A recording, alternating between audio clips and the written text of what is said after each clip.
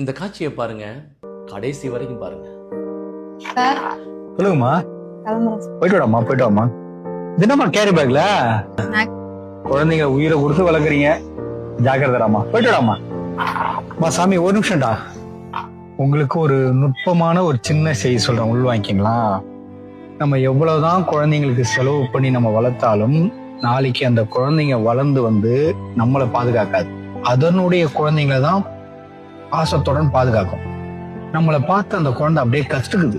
அப்ப நம்ம என்ன செய்யணும் அப்படின்னா, நமக்கு நம்மளுடைய முன்னோர்கள், அதாவது அப்பா இருக்கலாம், அம்மா இருக்கலாம், பெரியம்மா, சித்தப்பா, தாய் மாமா, யார் ஒன்னா இருக்கலாம், நம்ம பெரியவங்களை எந்த அளவுக்கு பாதுகாக்கிறோமோ அதை அந்த குழந்தை பார்க்கணும். பார்த்து வளர்ந்ததுன்னா அது பெரிய நானோடனே, நமக்கு வயசானோடனே அந்த குழந்தை நம்மளை வந்து பார்த்துக்கணும். இதுதான் உளவியல் சொல்லுது. ஸோ நம்ம வெறும் பணமா கொடுத்து செல்லம் கொடுத்து வளர்ந்துட்டா அந்த குழந்தை நம்மளை பாதுகாக்க நினைச்சீங்கன்னா ஏமாற்றம் தான் மிஞ்சம். உண்மையிலேயே இந்த சகோதரருக்கு என்னுடைய பாராட்டுகளுங்க, வாழ்த்துக்களுங்க. உலகத்தில் நடக்கிற அற்புதமான விஷயத்த அழகான முறையில் சுருக்கமாக சொல்லிட்டாருங்க. இதுதாங்க தற்போது உள்ள நிலவரங்கள். நாம குழந்தைகளை எவ்வளவு கஷ்டப்பட்டு பொத்தி பொத்தி வளர்த்தாலும் அது பெரியாள் ஆனதுக்கு அப்புறம் அவங்களுடைய குழந்தைகளை தான் பொத்தி பொத்தி வளர்க்குறாங்க. ஏன்னா நம்ம அப்படி வளர்த்துருக்கோம் குழந்தைகளை. அதனால் உங்களுடைய தாய் தகப்பனை நீங்கள் வந்து கண்கலங்காமல் நீங்கள் வச்சுக்கிட்டீங்கன்னா உங்களுடைய குழந்தைகளும் உங்களை கண்கலங்காமல் வச்சுக்கிடுவாங்க.